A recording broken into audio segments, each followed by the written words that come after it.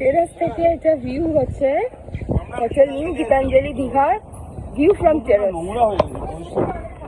এই দেখো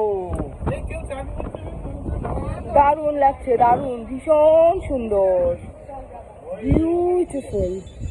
হাওয়া দিচ্ছে, চারিদিকে দারুণ সাজানো, আর এখানে বসে থাকলে পুরো সময় কাটবে। আর দারুণ ভিউ, সামনে পুরো বাজার হাট দোকান আর হচ্ছে সমুদ্র, সি ভিউ, জাস্ট এক্সিলেন্ট।